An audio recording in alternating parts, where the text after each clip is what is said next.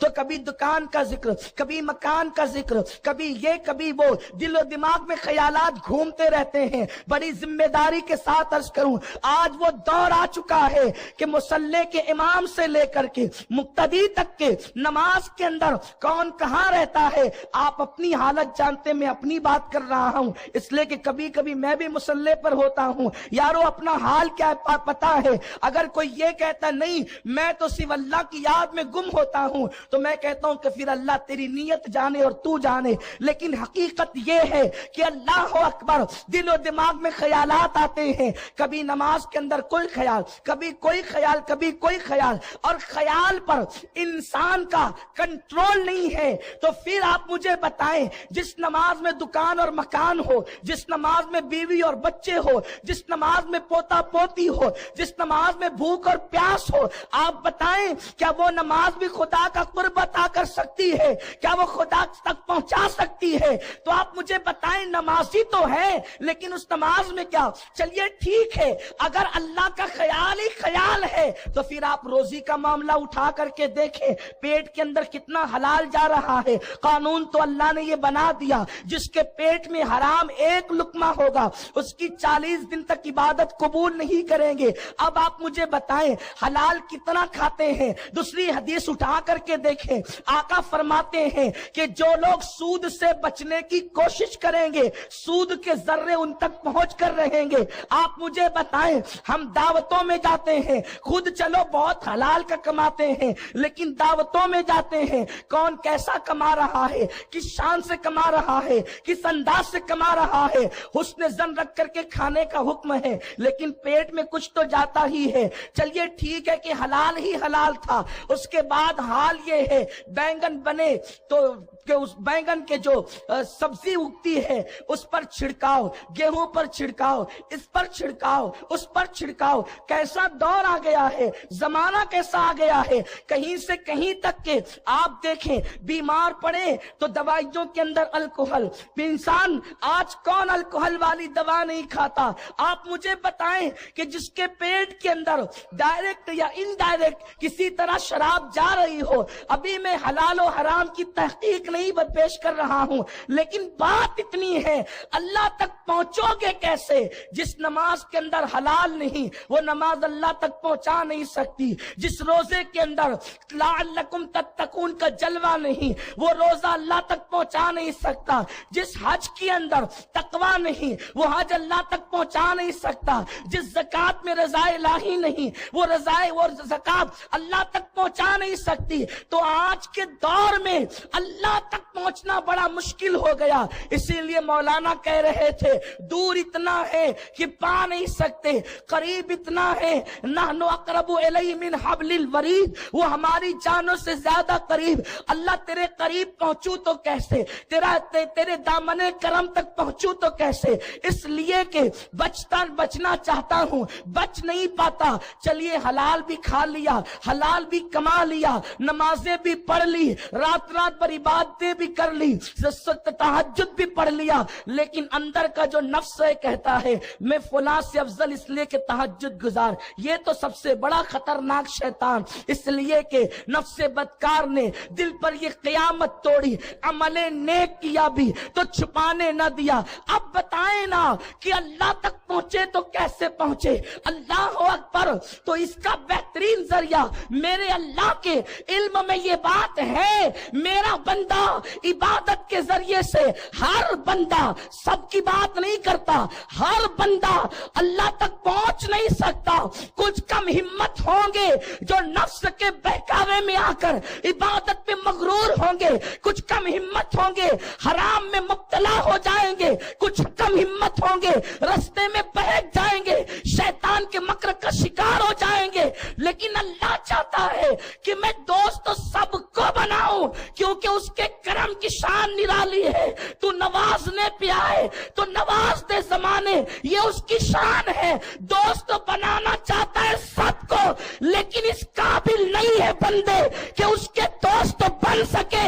تو کہا میرے دریائے کرم سے کوئی خالی جاتا نہیں، تم ہی نے قانون بنایا ہے نا کہ اگر کسی بڑے کا دوست بننا ہے، اپنے اندر لیاقت نہیں، اپنے اندر طاقت نہیں، अपने अंदर कुव्वत नहीं। अगर वजीर आजम का दोस्त कोई फला MP बन गया है तो मुझे वजीर आजम तक पहुंचने के लिए बहुत पापड़ नहीं बेलना, MP से राब्ता कर लूं, इसके हाथ में हाथ चला गया तो वजीर आजम तक रिसाई हो जाएगी।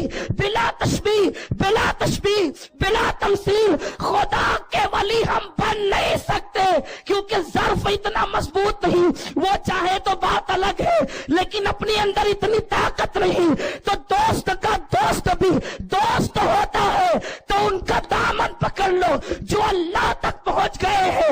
अभी तुम इनके दोस्त बने, अल्लाह पुकार उठा, तू मेरा दोस्त का दोस्त बन गया, अब तेरा अमल न देखूंगा। अब्दुल कादिर का यार बना है तो मेरा भी यार। अल्लाह, नारे तकबीर, नारे रिसालत, जश्न गौसुल वरा, सुन्नी दावत इस्लामी, नारे रिसालत। सुभान अल्लाह, सुभान वो अल्लाह। अल्लाह होकर कहता है वब्तगू इलैहिल वसीला। एक बात जहन में आती है कि ये काम तो कुफारे मक्का भी कर रहे थे। कहते थे लात हमारा वसीला, हुबुल हमारा वसीला, उज़्ज़ा हमारा वसीला। फिर आप कहते गौस पाक हमारा वसीला।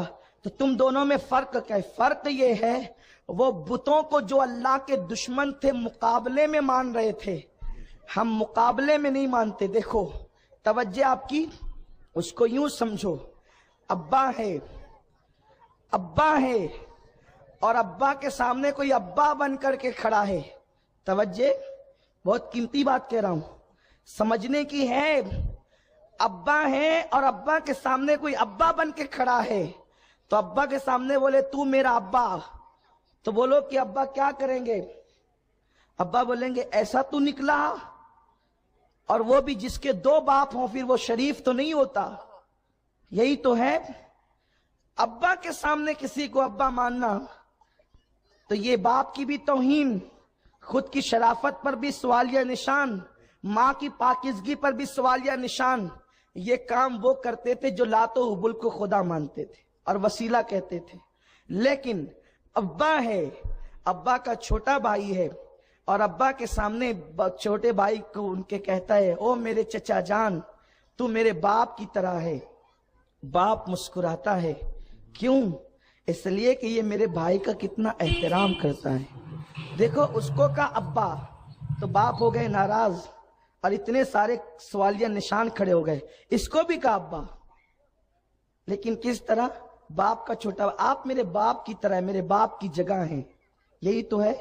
तो बाप मुस्कुराया, क्यों?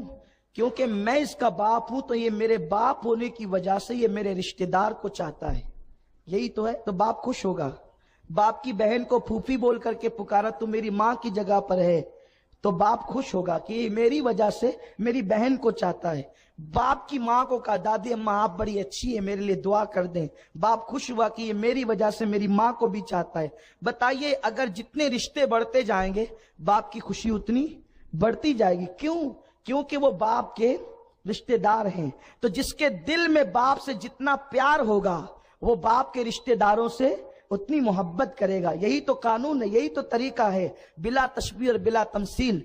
अल्लाह का कोई रिश्तेदार नहीं, लेकिन अल्लाह ने भी कुछ अपने रिश्ते बना रखे हैं।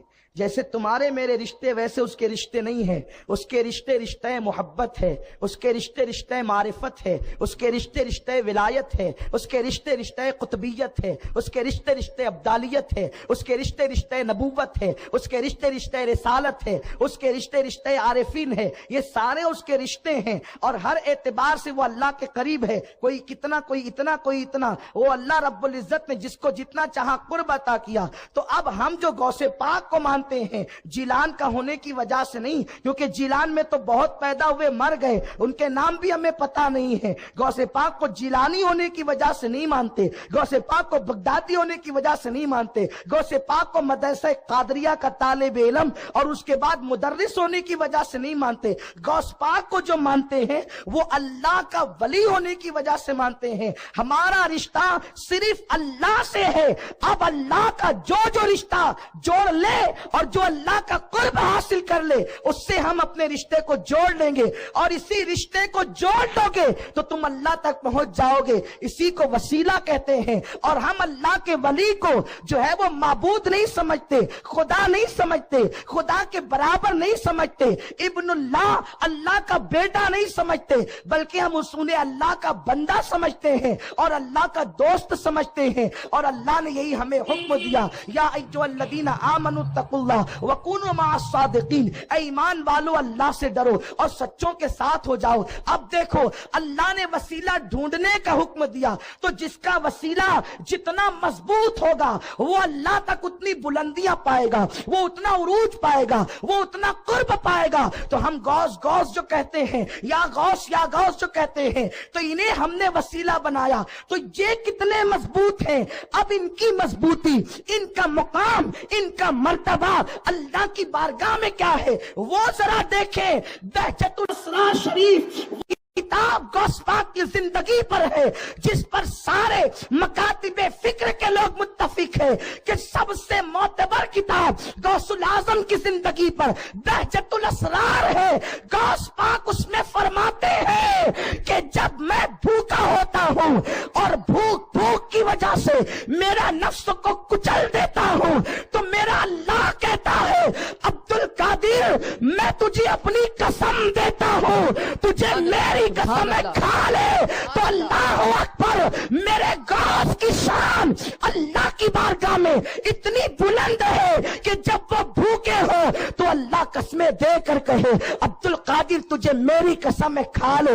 اسی کو حضور سیدی اعلی حضرت کہتے ہیں قسمیں دے دے کے کھلاتا ہے پلاتا ہے تجھے، قسمیں دے دے کے کھلاتا ہے پلاتا ہے تجھے، پیارا اللہ ہے تیرا، چاہنے والا تیرا۔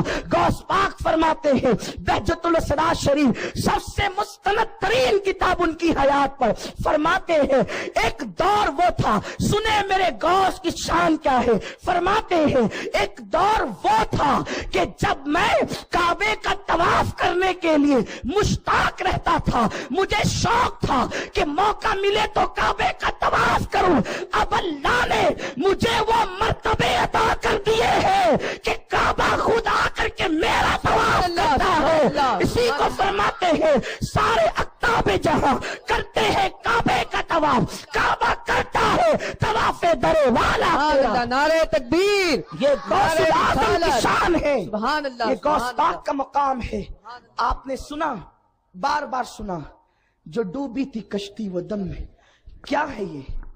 دیکھو اللہ اپنے ولیوں کو یہ طاقت دیتا ہے، وہ کم باذن اللہ کہیں تو مردے زندہ ہو جائیں، یہ طاقت ہے۔ سلطان صلاح الدین ایوبی پہ دنیا ناز کرتے ہیں، یہ غوث پاک کے مریدین میں سلطان صلاح الدین ایوبی، یہ پیری مریدی آج سے نہیں، سرکار علیہ السلام کے دور سے اس کی ایک صورت تھی جو آج تک چلی آ رہی ہے۔ سلطان صلاح الدین ایوبی کا جو خاندان تھا، بعض لوگوں نے لکھا ہے کہ وہ کرد تھے، کرد، اور یہ جو کرد خاندان تھا آج بھی یہ عراق کی سرزمین پہ موجود ہے۔ کردوں کی ایک بستی ہے، ان کے جو والد اور ان کے دادا وغیرہ تھے تو انہیں غوث پاک کا دامن ملا تھا۔ ان کے خاندان کے بزرگوں میں سے ایک صاحب حضور غوث پاک کے ہاتھ میں کلمہ پڑھ کے مسلمان ہوئے تھے۔ اس وقت سلطان صلاح الدین ایوبی کا بچپنا تھا۔ بات یہ ہوئی تھی، توجہ فرمائیں، دین کی خدمت کیسے ہوتی ہے، دین کی تبلیغ کیسے ہوتی ہے۔ ایک عیسائی عالم سرکار غوث الاعظم دستگیر کی بارگاہ میں آیا اور آ کر کے کہتا ہے عبد القادر صاحب، میں جو ہے ایک حدیث کو بار بار سنتا رہتا ہوں اور مجھے وہ حدیث پر کلام ہے۔ میرے غوث نے کہا کیا؟ کہا کہ آپ کے رسول نے فرمایا علماء امتی کانبیاء بنی اسرائیل، علماء امتی کانبیاء بنی اسرائیل، میری امت کے علماء ربانی جین بنی اسرائیل کے انبیاء کی طرح ہیں۔ علماء، یہ جو علماء ہے، اس حدیث میں علماء سے مراد علماء ربانی جین ہے، اور علماء ربانی جین کا مطلب وہ ہے کہ جنہیں دیکھو تو خدا یاد آ جائے، اور ہم ان کو اپنی زبان اور اصطلاح میں ولی کہتے ہیں۔ ورنہ آپ یہ نہ سمجھے کہ ہر 7-8 سال پڑا ہوا جو ہے وہ انبیاء بنی اسرائیل کی جو ہے وہ مثال پیش کر سکتا ہو۔ ورنہ آپ جا کر کے کسی بھی مولوی صاحب کے پاس بیٹھ جائیں گے تو پہلی بات تو سند حدیث ہی پتہ نہیں ہوگی، اور خدا جانے پھر اس پر کتنے تذکرے اور تبصرے ہوں گے، ورنہ پھر لوگوں کو موقع بھی ملے گا کہ نبی ہماری مثل اور ہماری مثل۔ یہ وہ لوگ ہیں جن کی پہچان ہے انما یخشی اللہ من عبادہ العلماء۔ علماء وہ ہیں جو اللہ سے ڈرنے والے، ان کے قدم اٹھتے ہیں تو ان کے جسم لرزتے ہیں۔ کل ملا کر کے یہ میں اس پہ بہت تفسیرہ نہیں کرتا، اس پر جو دلیلیں ہیں مولانا پیش کر دیں گے، آپ کے درمیان رہتے ہیں ہمارے مولانا غفران صاحب، حدیثیں، اور یہ جو میں بات پیش کروں اپنی طرف سے نہیں، اس کو لکھا ہے حجت الاسلام امام محمد غزالی رحمت اللہ علیہ نے، کہ علماء سے مراد کون لوگ ہیں، یہ وہی لوگ ہیں، اور انہی کے لیے ہے نا جس نے ان سے مصافحہ کیا، اس نے گویا رسول اللہ سے مصافحہ، یہ وہ لوگ ہیں، ہم لوگ نہیں ہیں۔ جو علماء کی بات کی جاتی ہے، ہم لوگ ان کی جوتیوں کی خاک نہیں ہیں، ان کے ناقل ہیں۔ ورنہ آپ سوچیں گے کہ جس کے آگے مولانا کا ٹائٹل لگ گیا اب وہ یہ سب کام کرے گا، نہیں، وہ لوگ ہیں، بلکہ وہ تو مولانا کہلاتے بھی نہیں ہیں اور ہوتے ہیں مولانا، قربان ان کی شان کیا ہوتی ہے، اللہ اکبر۔ وہ ہے جن کے رتبے ہیں سوا ان کو۔ تو ایک عیسائی آیا اور کہتا ہے عبد القادر جیلانی صاحب یہ بتائیں کہ آپ کے رسول نے کہا کہ میری امت کے علماء بنی اسرائیل کے انبیاء کی طرح ہیں، تو تمہارا کون سا عالم ہے؟ کیونکہ میں عیسیٰ علیہ السلام کا ماننے والا ہوں، اور عیسیٰ علیہ السلام مردوں کو زندہ کرتے تھے، تو تمہاری جماعت میں کون سا عالم ہے جو مردوں کو زندہ کر سکتا ہے؟ فرمایا دیکھ، مجھے دعویٰ تو نہیں ہے علم کا، البتہ میں اپنے نبی کا غلام ہوں، تو کسی قبرستان میں لے چل اور تیری طبیعت جہاں چاہے، پھر دیکھ اللہ کی قدرت۔ اس نے کہا کہ ٹھیک ہے۔ تو ایک بہت پرانے قبرستان میں علامہ فیض احمد اویسی علیہ رحمٰن نے تحقیق فرمائی کہ کم و بیش اس قبر کو ہزاروں سال بیت چکے تھے، اور اس کے نشانات جو ہیں وہ ہلکے سے تھے، باقی نشان قبر بھی مٹ چکا تھا۔ وہاں پر لے کر کے کھڑا ہوا، اور جب لے کر کے وہاں وہ کھڑا ہوا کہا کہ یہ قبر لگتی ہے؟ ہاں لگتی ہے، اس کا مردہ آپ زندہ کریں۔ غوث پاک نے فرمایا عیسیٰ علیہ السلام کیا کہہ کے مردہ زندہ کرتے تھے؟ تجھے کچھ علم تو ہے؟ اس نے کہا ہمارے عیسیٰ کہتے تھے قم باذن اللہ، قم کھڑا ہو جا، باذن اللہ اللہ کے حکم سے۔ غوث پاک نے فرمایا قم باذن اللہ، اتنا کہنا تھا، وہ مردہ نکل گیا۔ کہتے ہیں کہ وہ مردہ جب نکلا کھڑا ہو کے کہتا ہے کیا قیامت آ گئی؟ قیامت کا نہیں، قیامت نہیں آئی ہے، البتہ جو ہے بس ایک معاملے کے لیے تمہیں بلایا گیا ہے۔ پھر اس کے بعد اس سے پوچھا کہ اندر بھیج دیں؟ دیکھو بلانا تو ٹھیک ہے، لیکن یہ میرے غوث کی شان ہے، کم کہہ کر بلاتے بھی ہیں اور پھر اس کے بعد تم کہہ کر بھیج بھی دیتے ہیں، یہ میرے غوث کی شان ہے۔ بھیج دیا تو اس مجلس میں اس منظر کو دیکھ کر 500 لوگ مسلمان ہوئے تھے عیسائیوں میں سے، اور کرد لوگ بھی مسلمان ہوئے تھے، انہی میں صلاح الدین کے خاندان کے جو ہے وہ اجداد بھی تھے۔ اب اسی خاندان نے غوث پاک کے ہاتھ پر بیعت کی، اور اسی خاندان کے اندر صلاح الدین پیدا ہوئے، اور بچپنے میں میرے غوث نے ان کے سر پہ ہاتھ رکھ کر کے دعا دی تھی۔ اس طریقے سے فرمایا تھا کہ اس بچے کا نام قیامت تک روشن اور زندہ رہے گا۔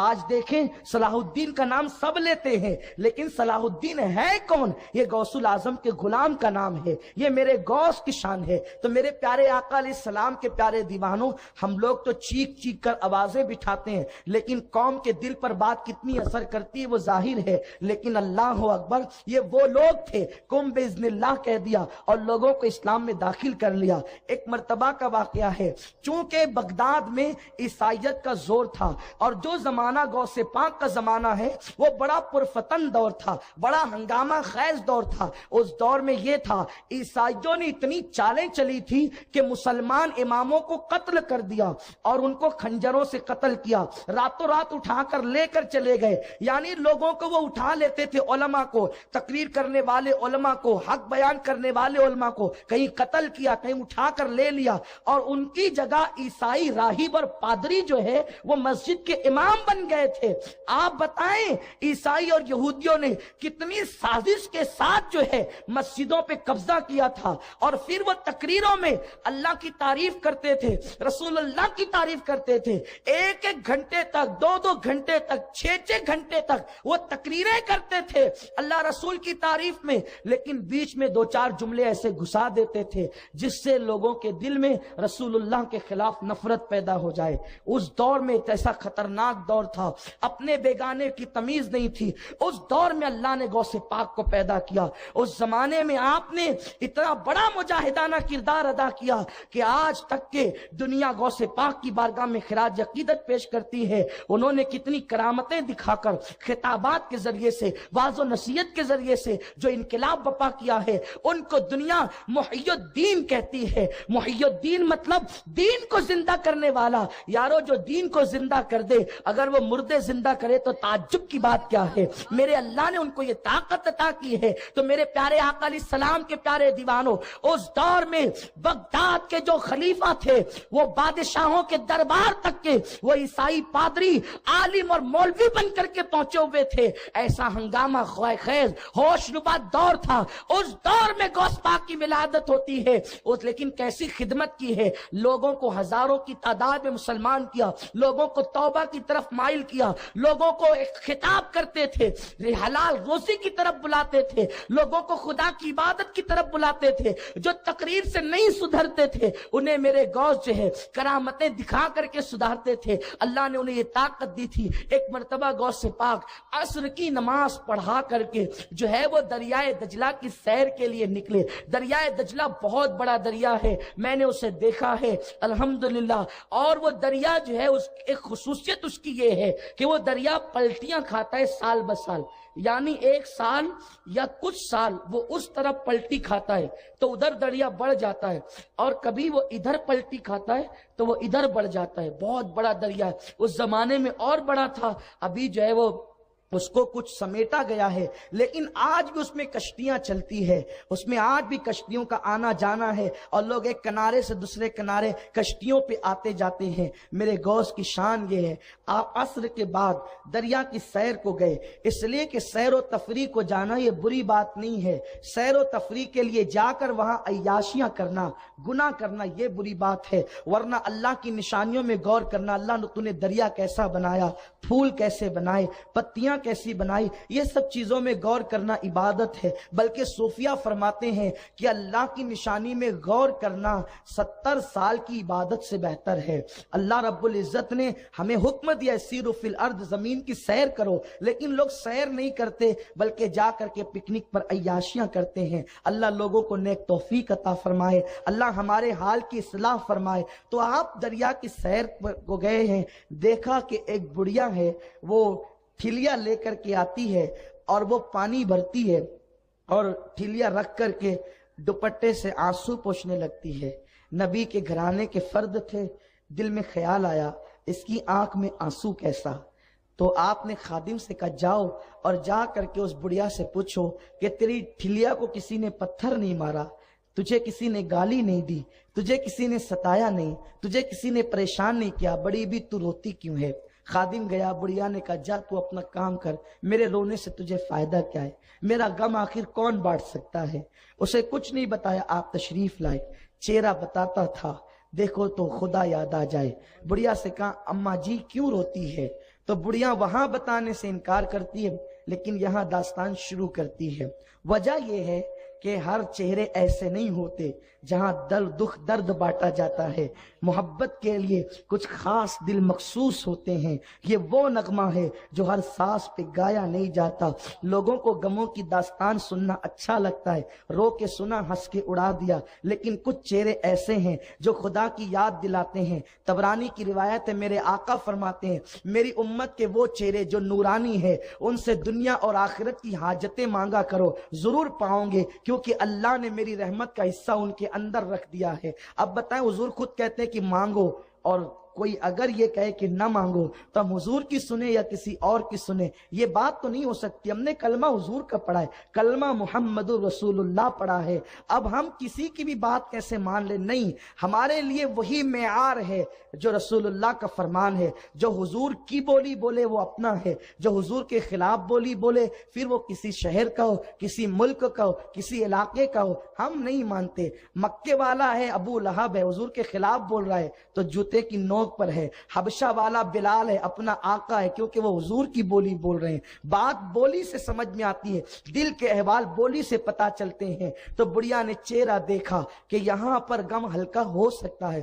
کہا کہ بات یہ ہے کہ میں رونے کی وجہ, مجھے میری ٹھلیا کو کسی نے پتھر نہیں مارا, مجھے کسی نے گالی نہیں دی, کسی نے ستایا نہیں, لیکن بات یہ ہے او میرے مونس کہ میرا ایک لوتا بیٹا تھا اور میں اس وقت بیوہ ہو گئی تھی جس وقت وہ میرا بیٹا میری گود میں تھا, اور میں اسی کو پالتی تھی اور بے وگی کا داغ دھلتی تھی. تمنا یہ تھی کہ جب میرا بیٹا جوان ہوگا تو اس وقت میں اس کی شادی رچاؤں گی. وہ بڑھیا ہے مذہب کے اعتبار سے عیسائی, ابھی بھی وہ عیسائی ہے, شادی رچاؤں گی, بڑی دھوم دھام کروں گی. اور ظاہر سی بات ہے کہ عیسائی کیا دھوم دھام کر سکتے تھے وہ آپ اچھی طرح جان سکتے ہیں. تو بڑھیا سے سنا پھر کیا ہوا. کہا میں لے گئی اور بارات کو دجلہ کے اس پار اور دلہن کو بٹھا کر کے لائی اور بڑی شان سے لائی. میں خود بھی بارات میں شریک تھی. ہوا یوں کہ میں کشتی کنارے پر آئی, ساحل پر آئی, دریا کے کنارے پر, اور اس کے بعد جب دریا کے کنارے کشتی آئی تو میں اتری اور میرے ساتھ چند باراتی اترے. ابھی کچھ لوگ اترے ہی تھے کہ اچانک پھر ایک ہوا آئی اور ہوا نے کشتی کو پیچھے ڈھکیل دیا اور پھر وہ کشتی بیچ دریا میں گئی اور ماں کی آنکھوں کے سامنے بیٹا, بہو, جو ابھی دولہا اور دلہن تھے اور بارات میں جتنے لوگ موجود تھے چند اترنے کے سوا, وہ سب کے سب دریا کے بیچ جو ہے وہ کشتی میرے سامنے ڈوبی. میں نے اپنی آنکھوں سے اپنی پہلے دن کی دلہن, بہو کو اور اپنے دولہا کو ڈوبتے ہوئے دیکھا ہے. جب بھی دجلہ پہ آتی ہوں تو میرے دل کو نشتر لگتے ہیں, وہی بارات جوان بیٹے کی یاد آتی ہے, وہی دھوم دھام مجھے یاد آتی ہے. یہ کہہ کے پھوٹ پھوٹ کر رونے لگی. میرے غوث نے کہا مائی صبر کر, اللہ تیرے لیے انتظام کرتا ہے. اس نے غصے میں اب دیکھا, اب صبر کی تلقین تو سب کر چکے, تمہیں بتا کر فائدہ بھی کیا ہونا تھا. آپ بھی صبر کی تلقین کرتے ہیں, بس یہ جملے کہنے تھے, دل پہ جا کے لگے. وہ خاندان ہی ایسا خاندان ہے کہ کسی کی آنکھ میں آنسو دیکھ نہیں سکتے. کہا ماں بس اب انتظار کر, اللہ کی قدرت دیکھ. ہاتھ اٹھا دیے, اللہ میرے رب, میرے پروردگار جو ہے اس کے لیے کشتی کو دوبارہ دریا سے نکال دے. ندا آئی, عبد القادر جانتے ہو کتنے برس ہوئے کشتی کو ڈوبے ہوئے؟ پوچھا نہیں مجھ سے. عرض کیا میرے اللہ تو ہی بتا دے. ارشاد ہوا کہ 12 برس ہو چکے ہیں. کشتی دریا میں گئی, ان کے جسموں کو مچھلیوں نے کھایا. جن مچھلیوں نے ان کے جسموں کو کھایا انہیں انسانوں نے کھایا, اور جو مچھلیاں انسانوں نے کھایا وہ غلاظت بن کر کے دریاؤں میں, صحراؤں میں ختم ہو چکے, یعنی کہ وجود ان کا ناپید ہو چکا ہے. عرض ہوتی ہے مولا سب کو مشکل ہے, تجھے مشکل کیا ہے؟ جو بغیر وجود کے کسی کو پیدا کر سکتا ہے, کیا وہ ڈوبی ہوئی کشتی نہیں نکال سکتا؟ ارشاد ہوا عبد القادر میرے بندے نہ مانگتا تو اچھا تھا. بس پھر جو مقام محبوبیت اللہ ولیوں کو دیتا ہے تو آپ نے اپنی چادر کی طرف ہاتھ بڑھائے, اور دوسری روایت ہے کہ اپنے جبے کی طرف ہاتھ بڑھایا, اور اس کے بعد کہتے اللہ اگر تو اس کشتی کو دریا سے نہیں نکالتا تو پھر تیرے عبد القادر کو یہ مقام محبوبیت کا حلہ زیب نہیں دیتا، آج اس کو ایسا اتاروں گا کہ پھر کبھی نہیں پہنوں گا۔ بس اتنا کہنا تھا کہ عبد القادر دیکھ میرے بندے میری قدرت کا کرشمہ۔ اور اس کے بعد میرے غوث نے دعا کی اور پھر ادھر وہ کشتی اسی طرح ظاہر ہوئی، وہ کشتی اسی طرح ظاہر ہوئی جیسے کہ وہ شان سے ڈوبی تھی۔ بڑھیا نے دیکھا، دنگ رہ گئی، اور اللہ اکبر، اس نے کہا یہ کیا ہے؟ کہا یہ میرے اللہ کی قدرت ہے، میرے رب کی قدرت ہے۔ کشتی کنارے پر آئی، بڑی بھی کو یقین نہیں آتا تھا یہ کیا ہے۔ بڑھیا نے بیٹے کو سینے سے لگایا، پھر کہنے لگی میں تو بڈھی ہو گئی، اب 12 سال جو ہے وہ گزر چکے، اب میں اپنے پوتا پوتی کو دیکھوں تو کیسے دیکھوں، بیٹے کی شان دیکھوں تو کیسے دیکھوں، کیونکہ اب تو میں جلدی مر جاؤں گی۔ میرے غوث نے کہا نہیں، تو نہیں مرے گی، تیری زندگی جب ختم ہونے والی تھی وہ 12 سال تک میں نے اور بڑھا دیا، یعنی جتنا تو دیکھ سکتی تھی وہ سب بڑھ گئی۔ تو وہ پورا خاندان مسلمان ہوا تو اس دولہے کو دنیا نے شاہ دولہ کے نام سے جانا، اور شاہ دولہ مسلمان ہوئے، غوث پاک کے خلیفہ ہوئے، اور گجرات کی سرزمین پر ان کا مزار موجود ہے سرکار غوث الاعظم کے۔ اور ہم ہندوستانیوں کی قسمت بھی بڑی عجیب ہے کہ وہ شاہ دولہ بھی ہندوستان آ گئے، غوث پاک کے خلفاء میں ہم اللہ کی نشانی بن کر۔ یہ وہ لوگ ہیں، یہ ہے غوث الاعظم دستگیر۔ آپ سوچتے ہیں یہ کیا ہے، یہ کیا ہے؟ یہ اللہ کی قدرت ہے۔ اللہ جس کو جو چاہے مرتبے عطا کرتا ہے، اللہ جس کو جو چاہتا ہے شان عطا